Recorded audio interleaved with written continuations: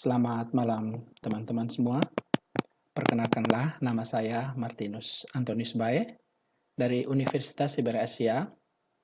Pada kesempatan ini saya ingin mempresentasikan tugas dari mata kuliah ekonomi makro dengan tema inflasi.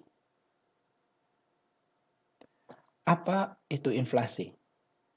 Inflasi adalah proses meningkatnya harga secara umum dan terus-menerus dan berlangsung lama sehubungan dengan mekanisme pasar yang dipengaruhi banyak faktor seperti peningkatan konsumsi masyarakat, likuiditas di pasar yang berlebih, sehingga memicu konsumsi atau bahkan spekulasi hingga ketidaklancaran distribusi barang.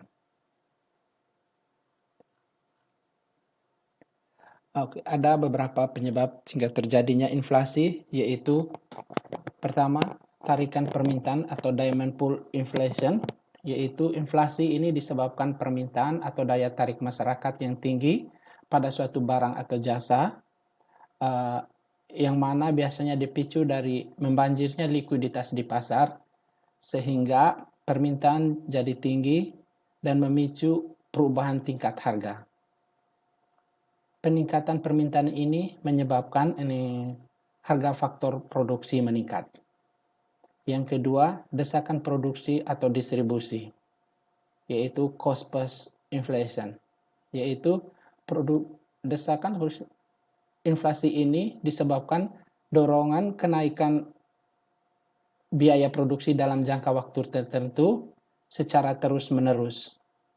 Biasanya inflasi jenis ini dipengaruhi desakan biaya faktor produksi yang terus meningkat,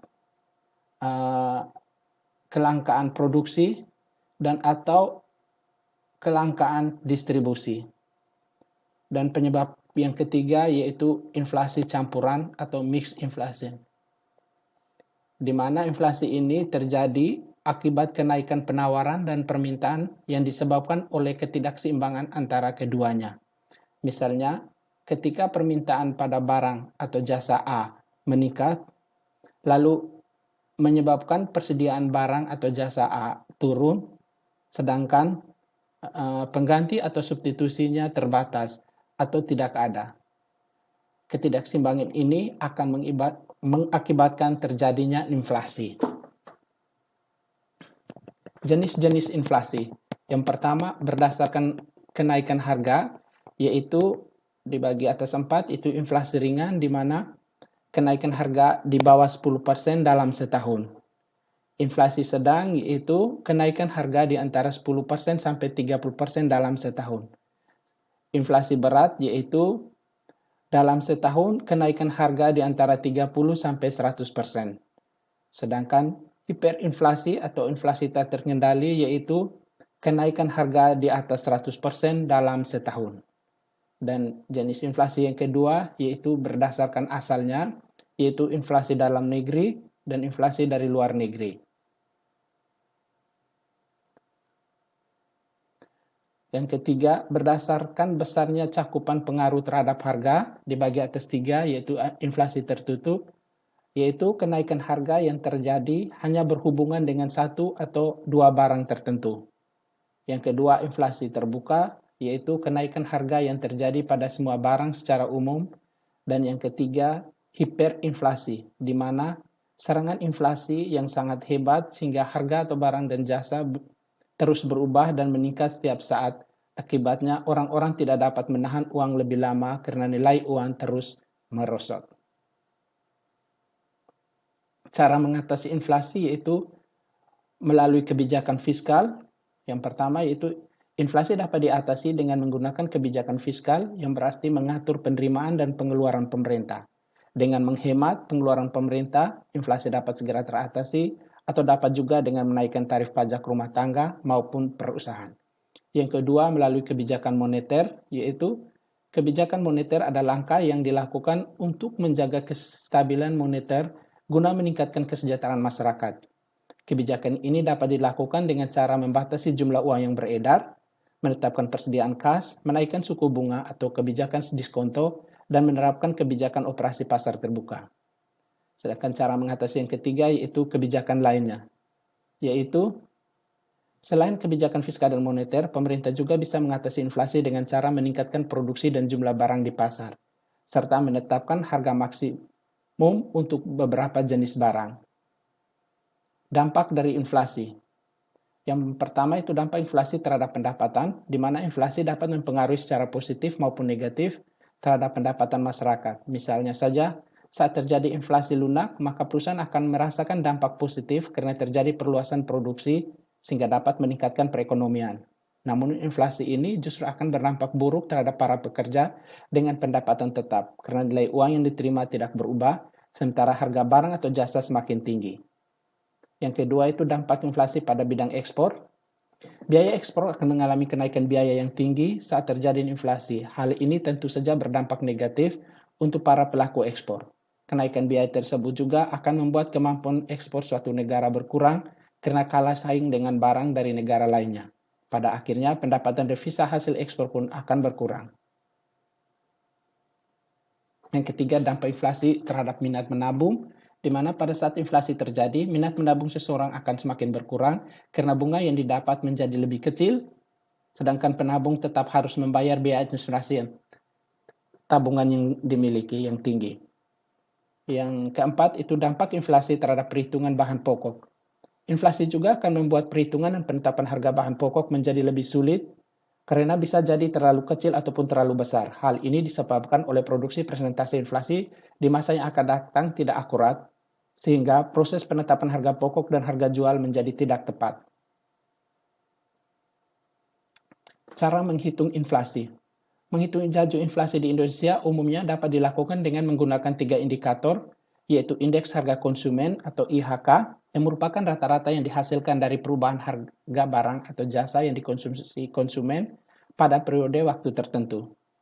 Yang kedua, deflator PDB yang berfungsi sebagai indeks untuk menunjukkan perkembangan harga di bidang produsen dan indeks harga perdagangan besar. Dan yang ketiga itu indeks cara penghitung yang ketiga itu indeks harga perdagangan besar atau IHPB yang digunakan untuk mengukur harga yang terjadi pada perdagangan grosir. Dari ketiga indikator tersebut, indeks harga konsumen menjadi cara yang paling sering digunakan untuk menghitung laju inflasi di Indonesia. Rumus dari inflasi ini dapat ditulis sebagai berikut. Laju inflasi sama dengan indeks harga konsumen periode ini dikurangi indeks harga konsumen periode sebelumnya dibagi indeks harga periode sebelumnya dikali 100. Atau bisa dirumusnya IN sama dengan IHKN kurang IHKN kurang 1 bagi IHKN kurang 1 dikali 100, di mana IN sama dengan angka inflasi yang dicari, IHKN indeks harga konsumen tahun dasar umumnya bernilai 100 dan IHKN ke-1 ya indeks harga konsumen tahun sebelumnya.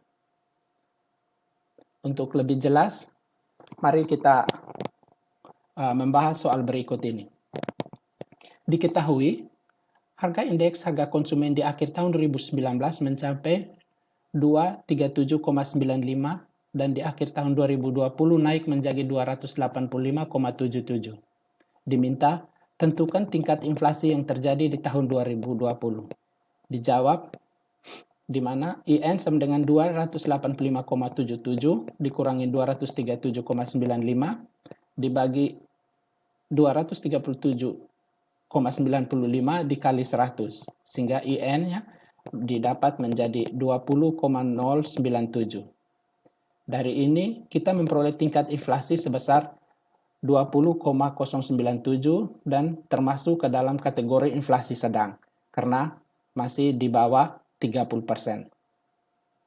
Dan contoh soal yang kedua, misalkan kita ingin menghitung inflasi harga BBM dalam hal ini solar antara tahun 2010 hingga tahun 2020. Misalkan harga solar pada tahun 2010 sebesar 4.500 per liter, sedangkan harga solar pada tahun 2020 sebesar 9.500 per liter. Diminta perhitungannya sebagai berikut. IN sama dengan harga solar di tahun 2020 dikurangin harga solar di tahun 2010 dibagi harga solar di tahun 2010 dikali 100 sehingga mendapatkan 111,111%. Dari hasil ini dapat kita simpulkan bahwa solar mengalami inflasi sebesar 111,111% dari tahun 2010 hingga 2020. Secara rata-rata, solar mengalami kenaikan inflasi sebesar 11,111% per tahun, sehingga dapat disimpulkan bahwa solar mengalami inflasi sedang karena dalam kurun 10 tahun mengalami inflasi tidak lebih dari 30%. Namun, dari segi kemampuan uang terhadap solar, jelas menurun. Dengan kata lain, kemampuan uang kita saat ini menurun sebesar 111,111% untuk membeli solar, bila dibandingkan kemampuan uang kita di tahun 2010 untuk barang yang sama. Baik teman-teman, sekian presentasi dari saya, semoga bermanfaat untuk kita semua. Terima kasih.